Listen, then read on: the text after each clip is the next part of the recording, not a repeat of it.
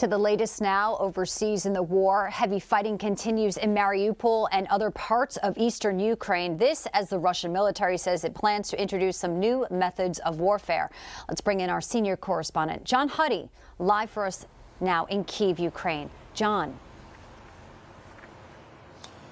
Well, the battle for Donbas, first of all, has begun. We were hearing over the weekend that really the second phase of this war had started, and then President Zelensky here last night in his videotaped address that he's been doing every night indeed confirmed that this second very crucial, more than likely very destructive and bloody offensive has started, particularly in the east. We know that Mariupol, you just mentioned, has come under intense bombardment, and the basically last contingent of Ukrainian forces are battling it out and holding the line there.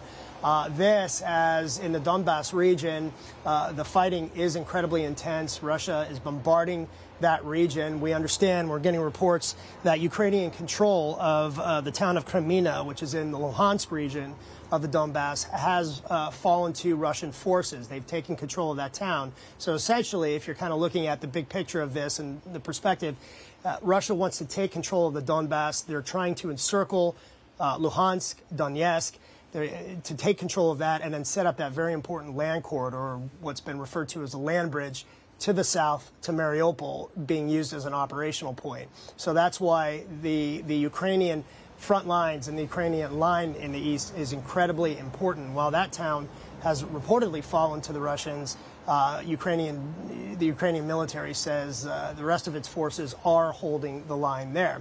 Now, as far as the here and now, along with the east and in the south, we also know, and it's been confirmed, that Russia, along with this new offensive, has stepped up not only its bombardment, but also targeting other military infrastructure sites. We talked about that yesterday. I talked about it over the weekend. And what I'm referring to are factories, weapons manufacturing plants, basically anything that's being used for the war effort, including petrol, fuel stations as well. We saw that yesterday in the cruise missile attacks in Lviv. Speaking of which, we know that Russia has a number of ships in the Black Sea that are firing cruise missiles. Also, Russia is using long-range bombers. So then that raises the concern about the use of possibly nuclear warheads. Well, at this point, according to a high-ranking military intelligence chief that we talked to, there are no indications that Russia is planning on using any tactical battlefield nuclear warheads. And actually, Foreign Minister Sergei Lavrov said